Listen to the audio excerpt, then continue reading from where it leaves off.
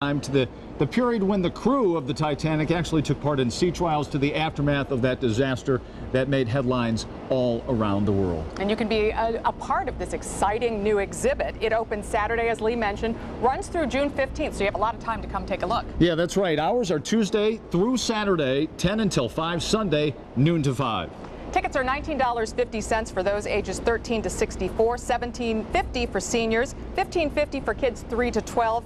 Members get in for $6.50, and there is a special group rate. Now, when you first arrive here, and we're right outside the exhibition, you are given a boarding pass with the name of an actual passenger. I'm Mrs. John Murray Brown. And I'm John Borland Thayer, just 49 years old, a youngster, by the way. Mrs. Brown was 59 years old, and she was returning to Massachusetts after attending her sister's funeral in England. Now, we'll tell you how these come into play a little bit later, but first we want you to follow along with us as we take you on a tour, giving you a sneak peek at what you'll see likely when you come down here to the Imagination Station. Over 150 different artifacts from the Titanic recovery site are assembled here at the Imagination Station.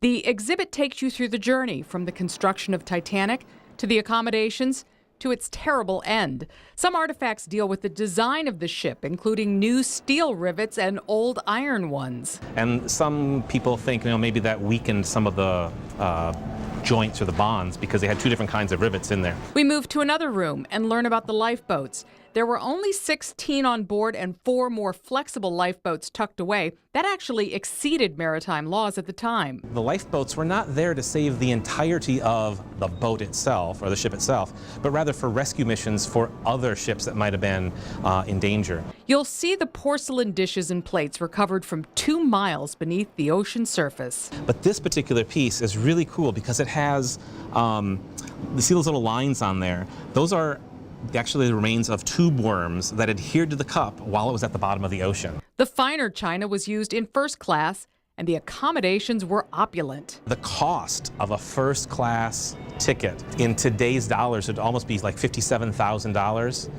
And then there are actually a couple specialty cabins which would have run you $100,000. The exhibit recreates one of those first class cabins. This is one room of a 3 or 4 room suite with electric lights, something new for ships at the time. Its electrical plant on the ship itself was actually larger than most electrical plants in most towns at that time, most cities at that time. And from first class to third class, where a ticket would cost roughly $900 today, quarters were cramped, but the mattresses were not made of straw, unlike other ships at the time. From room to room at this exhibit, you'll see actual artifacts like a champagne bottle with champagne inside, and around the corner, perfume vials that survived on the ocean floor, brought on board by a perfume merchant. He brought 65 vials on in his luggage, and 62 were actually recovered from the ocean floor. And you can still smell the perfume. The Al Gratin dishes here, just as they were found on the ocean floor, also right in front of you. The exhibition is filled with compelling photographs of some of the items from the ocean floor,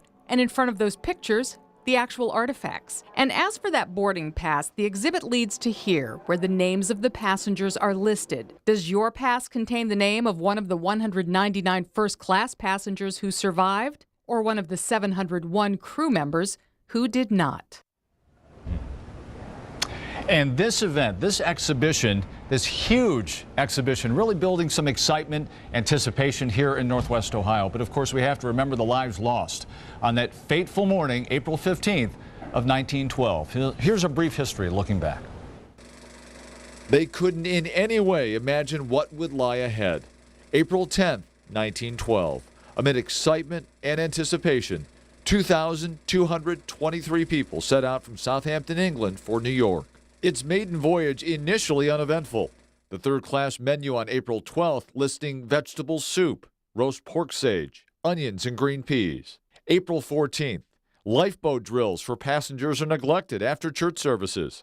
But that morning, Titanic starts receiving ice warnings from other ships. At 1:45, the America warns it had passed 2 large icebergs. The third and final warning would come from the SSS Mesaba. We saw much heavy pack ice and a great number of large icebergs. At 11:39, an iceberg lies right ahead, but the crew doesn't see it in the moonless still night until 30 seconds before the collision. The ship would have stayed afloat if the iceberg had only breached 4 compartments. It breached more of that, and even the designer who was on the boat at the time, basically said it's done for, it's going down, because it just mathematically can't or physically can't stay afloat with the 5 to 6 cabins that were punctured. April 15th, 12:15 a.m. Captain Smith assesses the damage, ordering telegraph operators to send the distress call. He also gives the order to uncover the lifeboats and evacuate the women and children. 2:20 a.m. Less than 3 hours after hitting the iceberg, Titanic slips beneath the water's surface to where it still rests today, 2 miles deep on the ocean floor. And when all was said and done, some 1,500 people would die in the sinking of the Titanic. And in part, this vast exhibition is a tribute to all those people who lost their lives on that early morning. Most dying from hypothermia, not drowning. Now, Diane has a special guest to talk with. That's right, Lee. It's not only a history lesson, but there's also a bit of interest in technology and the technology of the day compared to the technology now. And it's also something that a lot of kids and families are going to see, families like Kalisa Bowden's family. Now, you own Build It. Tell me a little bit first about what that is. It is a hands-on educational center. We use Lego, Duplo, and Connects to teach science and math concepts. We do after-school clubs, things like that. Okay, and you have an 8-year-old son who has a fascination with Titanic. Tell me about Ethan and what he likes about Titanic. What has so fascinated him? He heard about it from a friend, and the next thing I know, his teacher said that he's read every book in school on the Titanic, and I was kind of surprised. I was, wow. And so basically we've been watching documentaries on it. When he heard this exhibit was coming, he was so excited. Okay, not only so excited, he dedicated 3 days to doing what? He built a replica of the Titanic, and he was very, very adamant about getting all the details right. With Legos, right? Yes, all completely out of Lego. That's amazing. And he was going to talk to us, but he's interested in seeing what's going on here, right? Yes, he's kind of getting a little tour right now. He was very excited to see all of the artifacts. And if we want to see the Lego exhibit, that's here as well, right? It is. It's upstairs. You get to see it, and his name's on it. He's very excited. Okay, Kalisa, thanks so much for being with us today. Enjoy much. the exhibit, and we can't wait to see the Lego exhibit as well. So, that's just one of the things that's here, a Lego Titanic, as well as all of these actual artifacts from this amazing exhibit. And that's what makes this exhibit so special, something for kids of all ages really to see, because there's so much history involved. And I think the movie, of course, brought a lot of that to light with so many kids. Kalisa tells me that they fast forwarded through some of the parts in the movie with 8-year-old Ethan. You know, this is no such testy waters here in this exhibit, though. I tell you, it's just fantastic, and so much to see here. It'll take you a while. It will, and we've got much more to show you as well. You were standing in front of the first class quarters.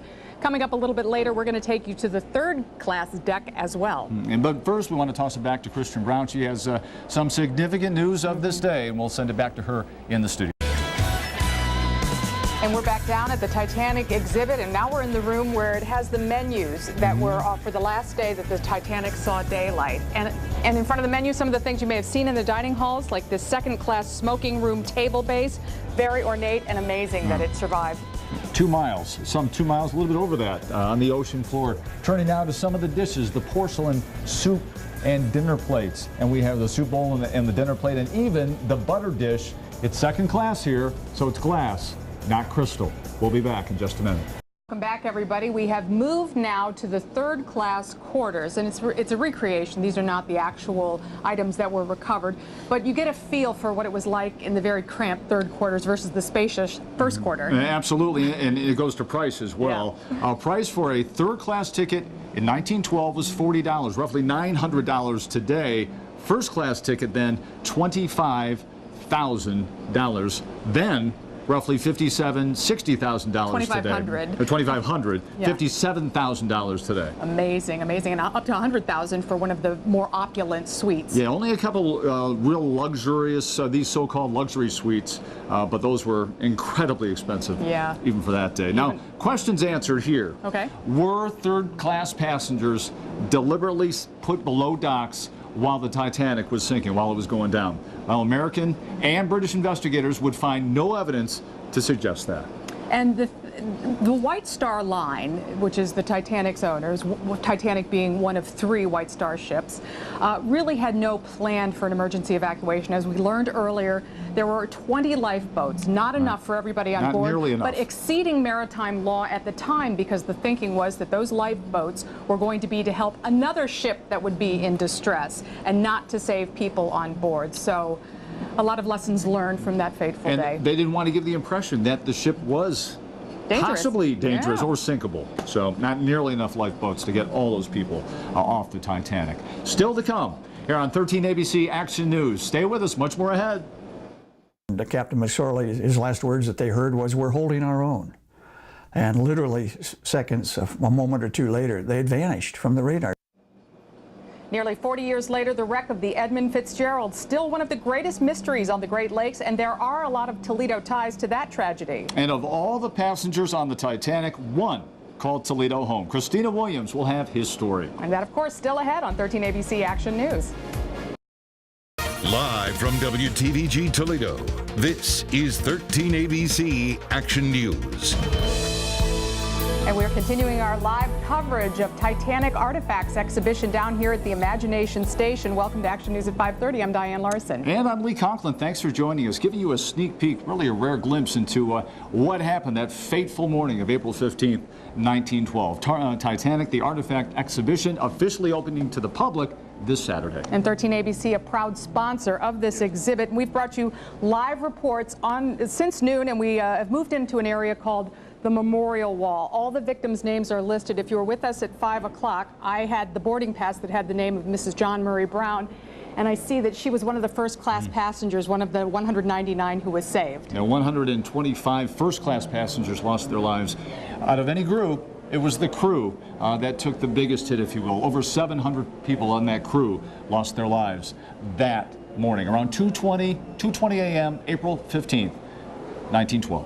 And as Lee mentioned, this is opening to the public on Saturday, and you can be a part of this exciting exhibit by coming down here to the Imagination Station Saturday, and it runs through June 15th. Lots of time to come see it. You bet. Hours Tuesday through Saturday from 10 until 5, Saturday noon to 5. And the tickets are $19.50 for those ages 13 to 64, $17.50 for seniors, $15.50 for kids 3 to 12. Members get in for $6.50, and there is also a special group rate. All right, and being next to this memorial wall really gives you a sense of what this story is all about. And one Toledo person is up on this wall here, lost his life that morning. Christina Williams has his story. You've probably driven down Central Avenue plenty of times, even noticed the historic Woodlawn Cemetery. But hidden in the 77,000 plots lies William H. Harbeck. His gravestone is simple, just one phrase: victim of Titanic. Historians say Harbeck was a cinematographer, born in Toledo, who had traveled across the country filming. He was in Southampton in April of 1912 for a job. He was asked to film this maiden voyage of the Titanic. To this day, the footage of what happened on that fateful night still lies on the ocean floor.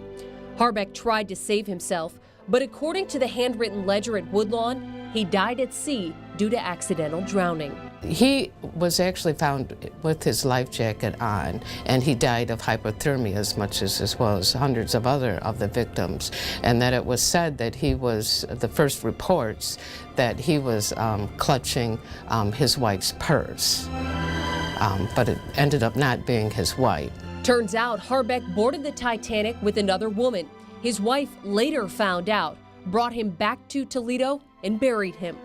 There are thousands of famous Toledoans buried here at Woodlawn Cemetery, but the associate director tells me every year people come to visit Harbeck's grave. And I think they're expecting to see something kind of big and grandiose for this Titanic victim, and it's kind of a modest headstone. Despite the simplicity, Harbeck's story is anything but.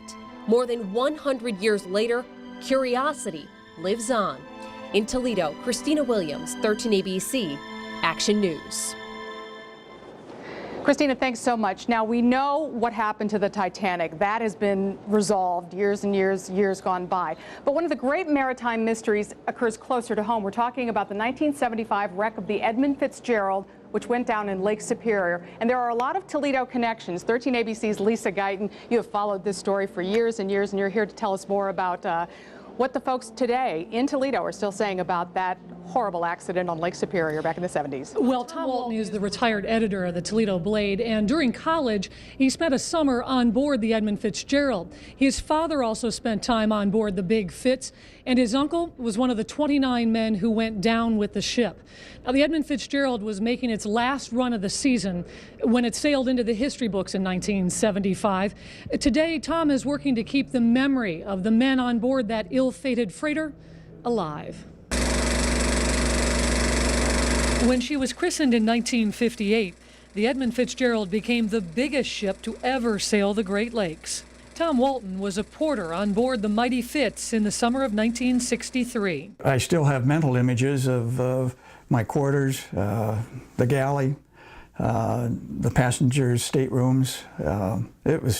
I can still see it like it was yesterday. You know, you just never forget. Even though the Fitzgerald was a freighter, Walton says it had a lot in common with the Titanic. Each was the queen, if you will, of the ocean. In the case of the Titanic, the biggest, fastest, strongest, newest ship. And Fitzgerald, same on the Great Lakes. Unlike the Titanic, the Big Fitz sailed for years. The 729-foot freighter set record after record, including most iron ore carried in a single trip and most carried in a season. It was even nicknamed the Toledo Express at one time because its job was to haul 26,000 tons of taconite iron ore pellets from Minnesota, Mesabi Iron Ore Range, down to Toledo every 5 days, and it did so and set tonnage records every year. But on November 10th, 1975, the Edmund Fitzgerald carried her crew to the bottom of Lake Superior. One of the worst storms in history was pounding the lake that night, with winds blowing more than 90 miles an hour and waves topping 30 feet. They didn't even have time to say, my gosh, we're in terrible trouble here. You know, nothing like that. They were simply gone. And it must have taken them down in a matter of seconds. Tom was working as a newspaper editor in California when he saw a story on the evening news about a missing Great Lakes freighter. Knowing that not many ships were still out there that late in the shipping season when the weather gets so bad, I thought, oh my gosh, I wonder if it's the Fitz. And soon enough, found out that indeed it was. The captain and 6 of the crew members were from Northwest Ohio, including Tom's uncle, Ralph Grant Walton. He was a gregarious man. He enjoyed being out on the water. I sort of take it as a personal challenge to try to keep their memory alive. Tom's father also spent time as a chief engineer on board the Fitz, more than a decade before that ill-fated run. My dad, within about a year, retired at a relatively young age in his mid-50s because he'd lost his brother and he'd lost his enthusiasm and his love for what he was doing, and it really affected him profoundly. Nearly 40 years later, there are still so many questions about the tragedy and so few clues to help unravel the mystery. It was a perfect storm, as they say. A number of factors had to come together. They did. And perhaps the wonder is that there weren't other ships claimed in that storm. Now, the Edmund Fitzgerald was named after the president of the Northwestern Mutual Life Insurance Company, the company that owned the Fitz at the time it was built. Now, a relative of his lives here in the Toledo area, and she tells me he was never the same after the wreck of the Edmund Fitzgerald. Now, the ship went down in Canadian waters, and after a lot of hard work by family members of those victims, the Canadian government deemed it a legal gravesite, making it illegal for divers to visit the wreckage. Reporting live, Lisa Guyton, 13 ABC, Action News. Lisa, thank you. Knows the wreck of the Edmund Fitzgerald so well. Thanks very much for that report. And as we mentioned here, Titanic, the Artifact Exhibition, 13 ABC, a very proud media sponsor, but so many corporations have gotten involved, jumping on this project here, this fantastic exhibition. Mark Dangler from BP joining us. And Mark, thanks for coming in here. We appreciate it. What made BP decide to get on board, if you will, with Titanic, the exhibition? Well, we've been a sponsor of the Toledo Science Center for over a decade, and we need people that love science and technology, and so we think it's just so important to bring exhibits that make the young people and just the community in general get excited about science and hopefully get into the fields that we need. Yeah, and BP is all about science, as you said. The fuel industry and with corporations, or I should say facets and arms all over the world, you need a lot of people, right? I mean, we're talking about tens of thousands of people. Absolutely. I mean, the energy industry is really growing. There's a renaissance going on in the United States, and we need technologists and scientists that kind of want to help make that happen. And it all begins here at the Imagination Station. Now, this particular exhibition, have you had a chance? It's a VIP night tonight. Have you had a chance to check it out? I have not. I'm really looking forward to. I've heard a lot of great things about it. Lori Hausen and her team have done a great job, and I'm really looking forward to getting around and seeing what they put together. Well, you've got a chance to do it right about now. So go enjoy it. Thanks for your support of this exhibition and the Imagination Station. Thanks very much. Thank you. Thank you. All right, Mark Dangler from BP. And Diane Larson coming back. And we've met so many nice people here, Diane, throughout the course of the last hour, and more to come as this exhibition stays open until June 15th. That's right. But tonight we're going to be showing you much more about what you can see when you come down when it opens to the public starting Saturday. And we're going to give you a virtual tour when we come back. Stay with us. All right. Thank you. We're back live at the Imagination Station for Titanic Artifact Exhibition, and it would be safe to say that hundreds, if not thousands, of books have been written about Titanic, including several written by a local teacher. That's right, and when people come to this exhibition, this man is hoping it really inspires them to look into the tragedy of Titanic further. 13 ABC's Tony Geft has talked with Captain David Brown about what he calls a cover-up. It was a cover-up of a million covers. When Captain David Brown talks about Titanic, he gets passionate and sometimes gets out his nautical charts. Titanic altered course that night before the accident. Brown teaches at the Maritime Academy of Toledo. He's written 2 books about the Titanic, both exploring what he calls myths about its sinking. For example, Brown contends the iceberg did not rip open the ship. That's like the butter cutting the knife. Ice is not as hard as steel. Sorry about that, or we couldn't break ice out here. After Titanic hit the iceberg, Brown says the crew tried to sail for Halifax, but opened a wrong valve and flooded the boiler room. In his opinion, human error led to human tragedy, even though the headlines would solely blame the ice. In the very beginning, they didn't want to say, hey, Titanic stopped, started up again, radioed to White Star Line that they were going for Halifax and they had damaged themselves on an iceberg. Why not? Well, because you don't want to tell that. The ship sank later. You don't want to say that our crew was so stupid they didn't know they were sinking and say steamed off for Halifax. So that was covered up right from the beginning. Brown says he hopes Titanic the Artifact exhibition captures your attention enough to look beyond the headlines and do some research of your own. In Toledo, Tony Geftis, 13 ABC Action News.